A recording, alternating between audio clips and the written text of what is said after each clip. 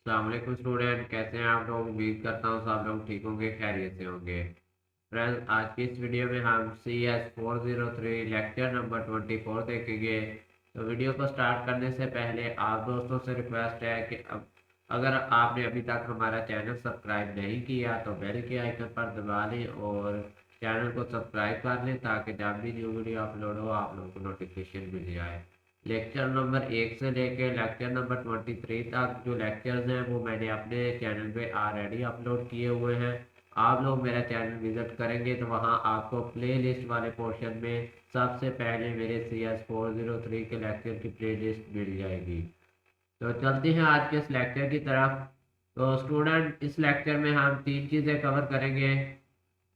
Vertical partitioning और फिर है रिप्लाइकेशन और फिर है स्ट्रक्चर क्वेरी लैंग्वेज SQL। ठीक है, इन तीन टॉपिक्स को हम आज के इस लेक्चर में कवर करेंगे।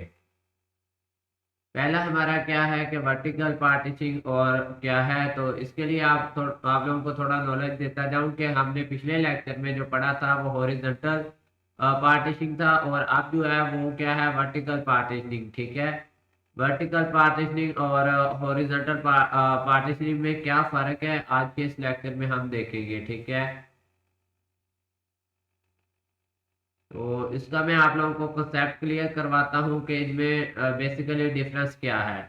इसकी अगर डेफिनेशन देखें, horizontal partitioning involve putting different row into different table. ठीक है, आपके पास जो है अगर रोज के साथ से पार्टीशन होती है किसी टेबल की तो वो क्या होगी, हॉरिजॉन्टल पार्टीशनिंग। ठीक है,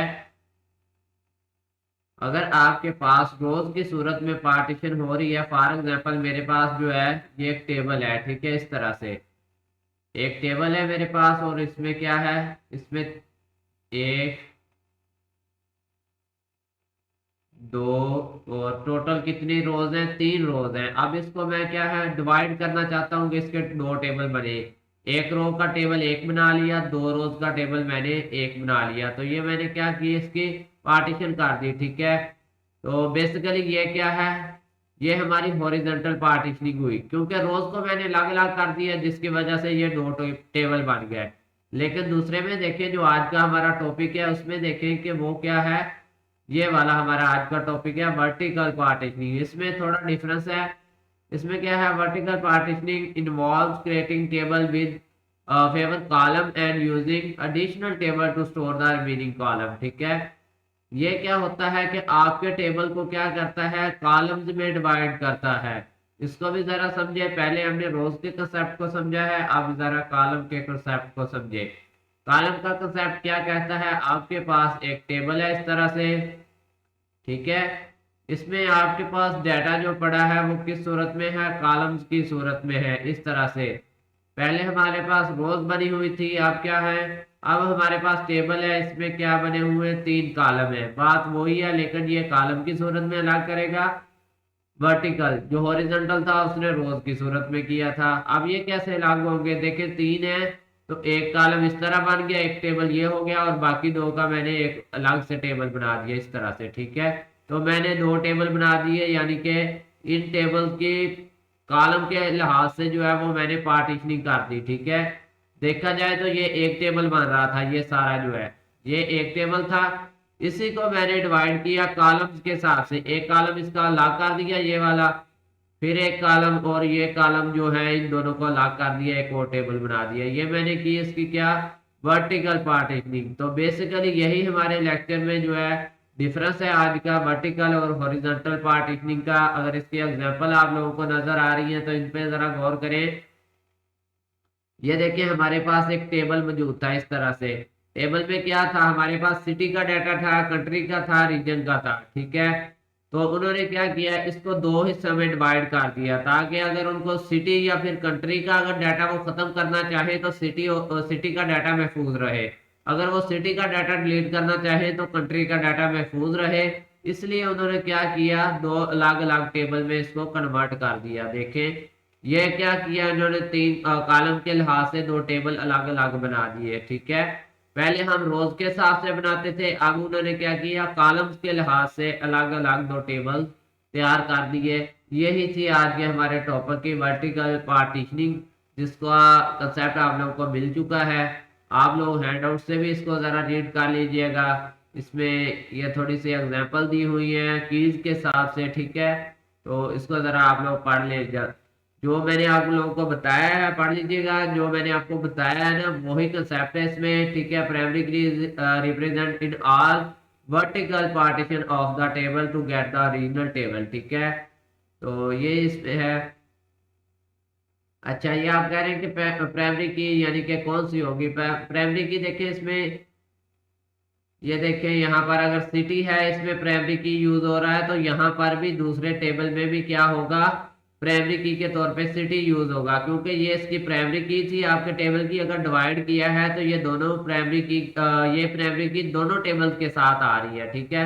यही आपकी प्राइमरी की है। अगर यहाँ पे स्टूडेंट आईडी होती तो दोनों टेबल्स के साथ आती, क्योंकि डाटा तो अलग अलग किया है, लेकिन प्राइमरी की दोनों के लिए जरूरी रहेगी, ठीक है।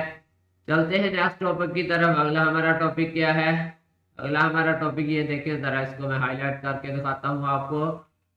ये वाला हमारा टॉपिक है रिप्लाइकेशन का। तो इसको जरा हम आज पढ़ेंगे कि इसमें क्या होता है। The process of copying a partition of the database from one environment to another, keeping subsequent copies of the data in synchronization with the original source, ठीक है। तो इसमें वो कह रहे हैं कि आपके पास डाटा एक जगह पे मौजूद है, ठीक है। उसको आपने क्या करना है, उसका एक और कॉपी पेस्ट डाटा बना के रख लेना है, ताकि आपको जो है उसकी जब ज़रूरत पड़े तो उसको इस्तेमाल कर सकें। फॉर एग्जांपल मैं लाहौर हूँ तो मेरे पास एक डाटाबेस वहाँ पे लाहौर में मौजूद है।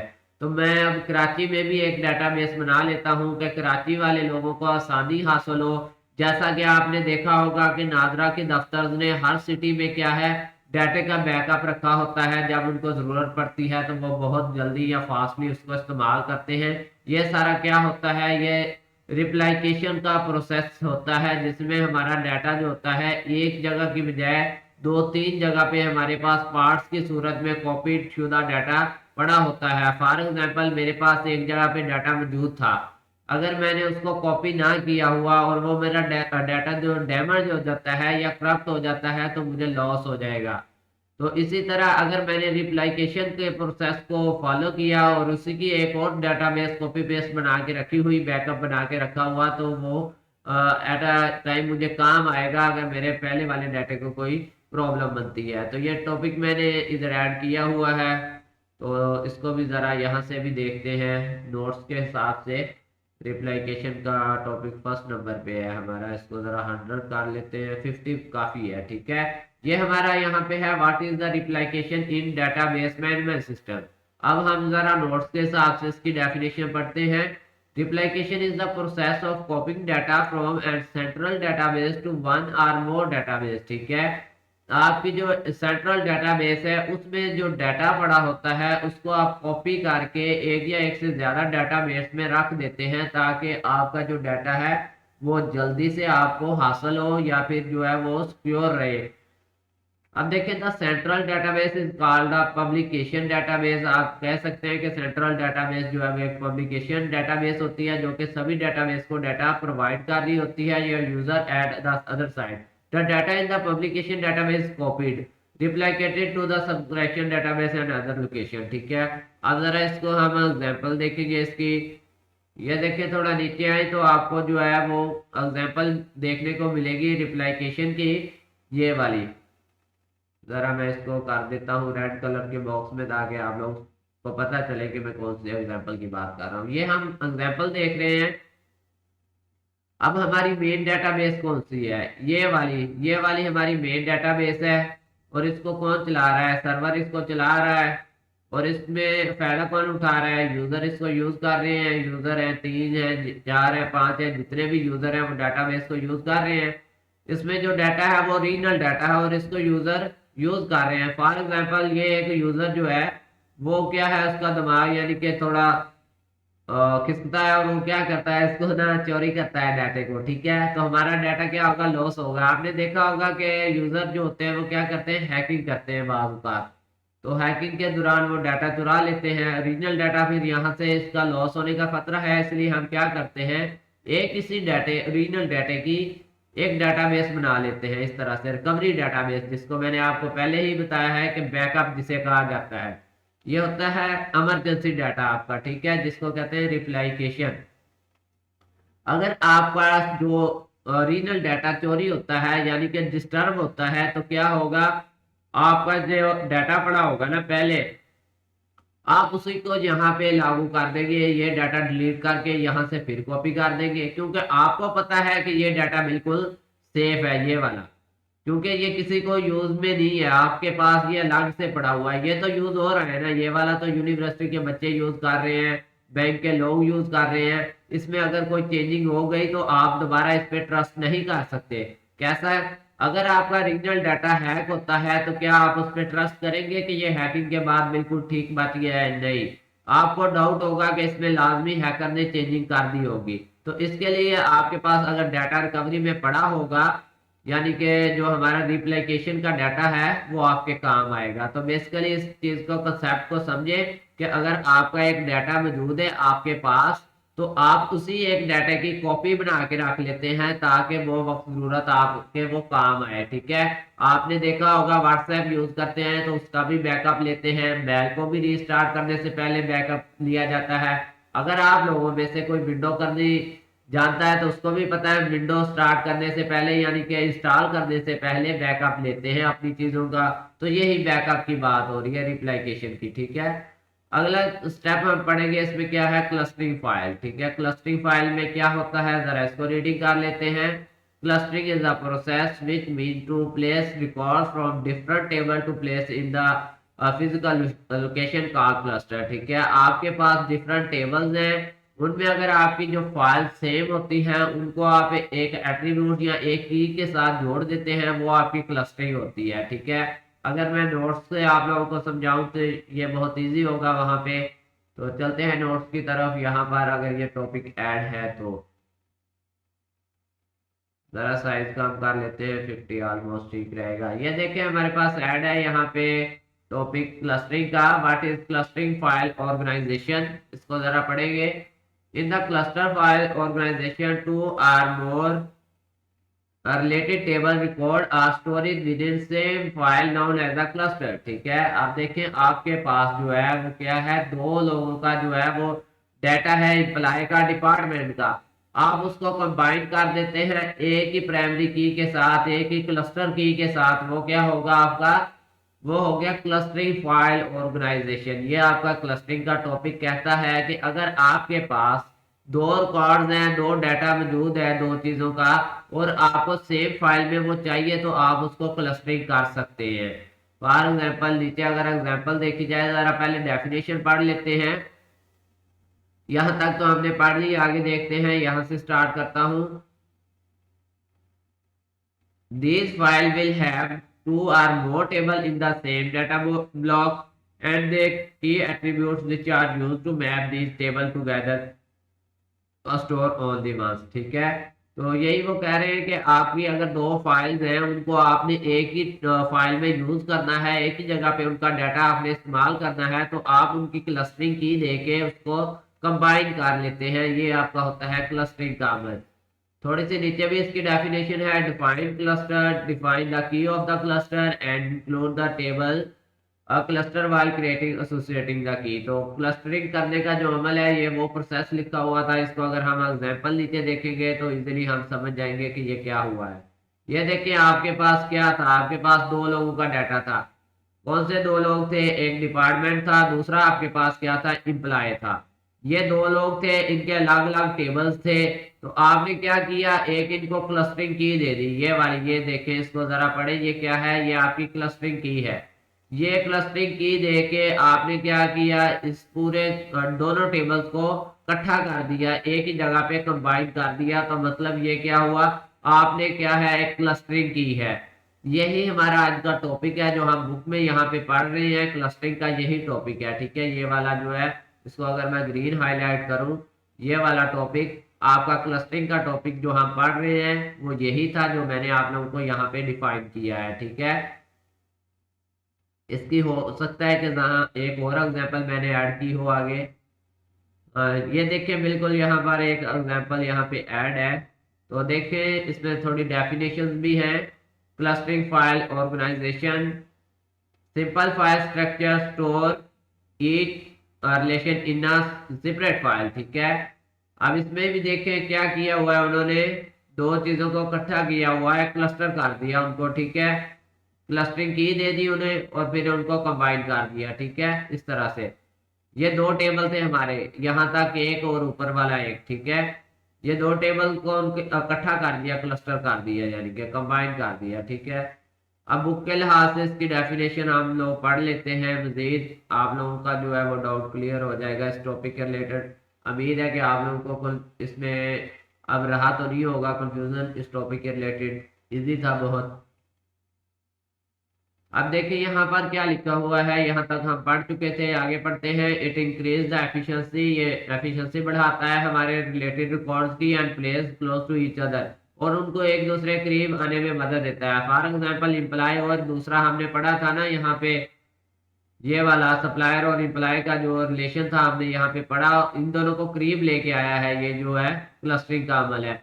Clustering is also suitable to relative static situation, the advantages of clustering is what while assessing the record. ये आसानी इसमें होती है कि क्लस्टरिंग की, अगर आपके पास दो फाइल कंबाइन पड़ी हैं तो आपको जिस चीज की जरूरत है आप उसे फौरन हासिल कर लेंगे, बजाय इसके कि आप फोल्डर फोल्डर बाय जाएं, जहां अलग-अलग डाटा पड़ा है उसको ढूंढें। क्लस्टर क्या करता है, आपके डाटे को, रिलेटेड डाटे को कंबाइन करता है। अब मुझे पता है यहाँ टीचर का डाटा है तो साथ में उसके स्टूडेंट का डाटा मुझे चाहिए, तो फिर वो अगर मैं क्लस्टर कर देता हूँ तो मुझे खुद को आसानी होगी उस डाटे को असेस करने में। यही क्लस्टरिंग का अमल था, हमने पढ़ा। यह summary of physical database design है, जिसको हमने पिछले लेक्चर में अच्छे से पढ़ा हुआ है। इस टॉपिक को हम जरा, समरी मतलब होता है जितना ऊपर पढ़ लिया उसको एंड पे ना वो डिफाइन करते हैं, ठीक है। अगला टॉपिक हमारा देखते हैं, इसमें है स्ट्रक्चर क्वेरी लैंग्वेज। ये हमारा मोस्ट इम्पोर्टेंट जो है वो आज का इसका टॉपिक है कि एसक्यूएल क्या होती है, स्ट्रक्चर क्वेरी लैंग्वेज। बेसिकली आप लोगों का इसमें मैं क्लियर करता चलूँ आपका कंसेप्ट के स्ट्रक्चर क्वेरी लैंग्वेज होती क्या है। देखिए दो लोग जब आपस में बातचीत करते हैं तो उनके दरमियान जो कम्युनिकेशन होती है वो किस चीज़ के थ्रू हो रही होती है। फॉर एग्जाम्पल अगर एक बंदा है, बॉक्स ले लेते हैं एग्जाम्पल, और ये है, इनके दरमियान कम्युनिकेशन हो रही है तो क्या चीज़ यूज़ हो रही है, इनके दरमियान कम्युनिकेशन हो रही है तो लैंग्वेज यूज़ हो रही है ना, तो बेसिकली लैंग्वेज है, ठीक है। स्ट्रक्चर जो एसक्यूएल है वो क्या है, वो बेसिकली एक लैंग्वेज है। तो इसमें ये स्ट्रक्चर क्यों यूज हुआ, स्ट्रक्चर इसमें इसलिए यूज हुआ कि ये एक ऐसी लैंग्वेज है जो कि आपके स्ट्रक्चर के दरमियान लैंग्वेज में बातचीत करवाती है। फॉर एग्जांपल आपके पास रिलेशंस हैं, टेबल्स हैं, उनके दरमियान जो बातचीत होगी आपकी और उसकी, ठीक है। फॉर एग्जांपल हम VULMS का जो डाटा यूज कर रहे होते हैं, अगर हम उसको कोई क्यूरी या इंस्ट्रक्शन देते हैं तो वो किसके थ्रू देते हैं, स्ट्रक्चर के थ्रू, ठीक है।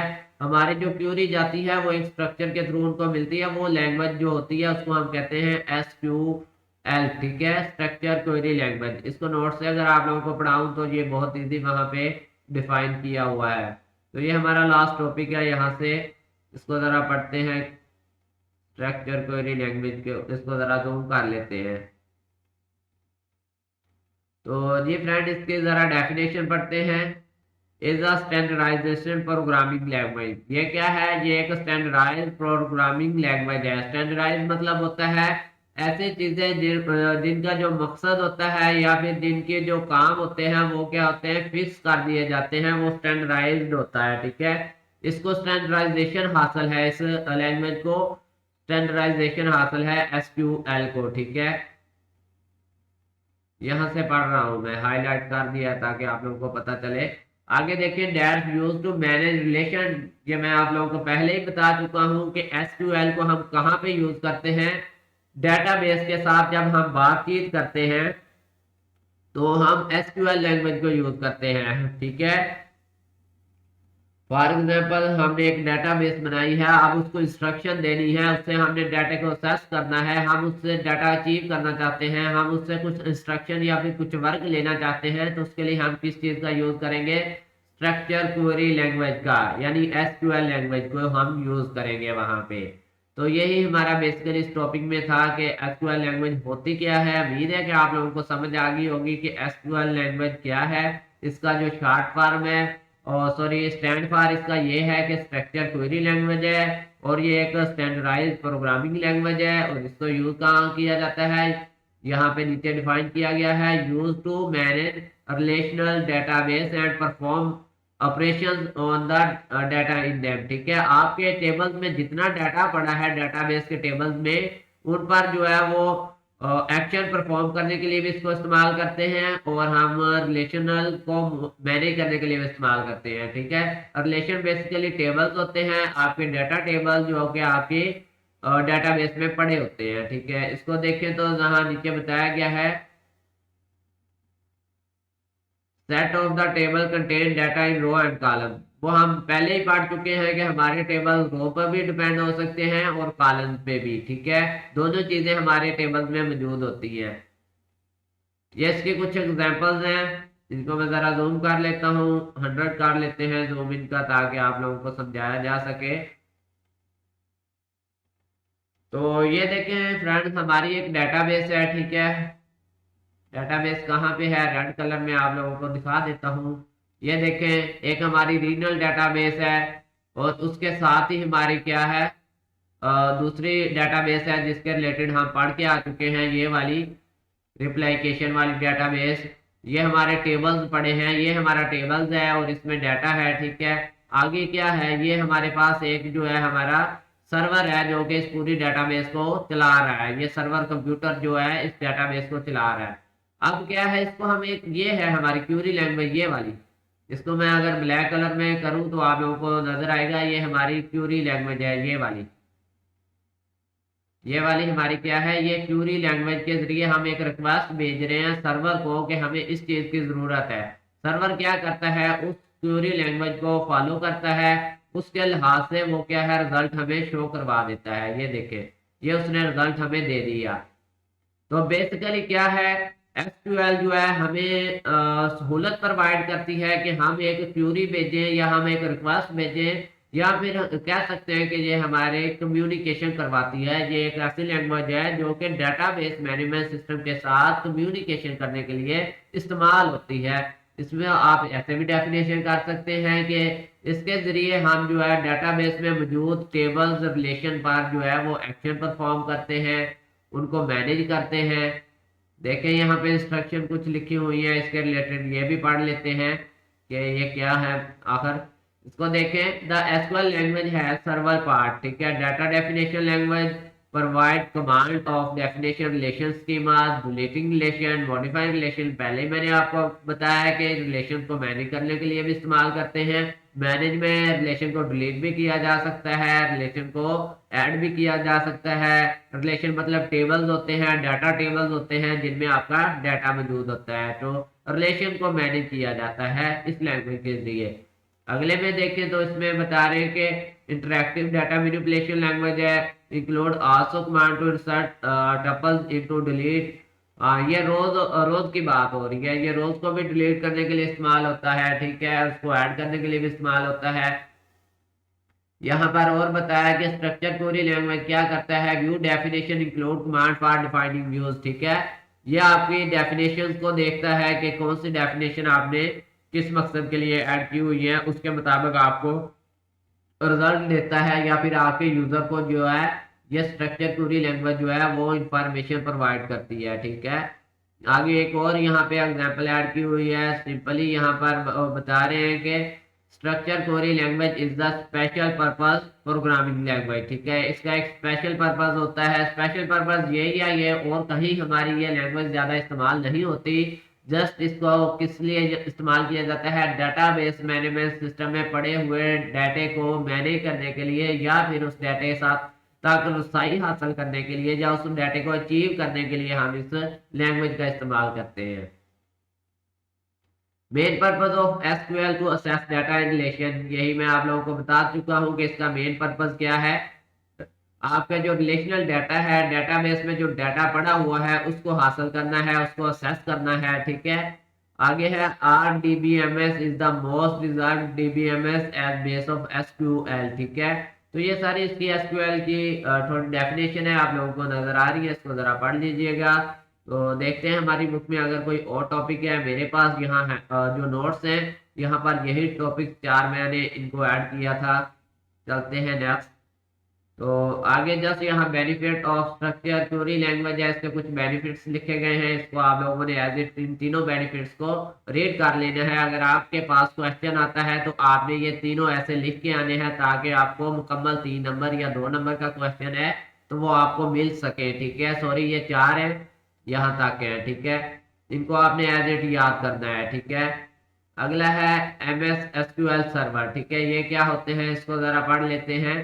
The database management system for our course is Microsoft Structure Query Language Server 2000 Desktop Edition। ठीक है, there are two main tools, Query Analyzer and Enterprise Manager। यहाँ पर दो जो है वो क्या होते हैं, हमारे मेन टूल्स होते हैं। ये टूल्स की बात हो रही है, इसको हम आने वाले लेक्चर में पढ़ेंगे।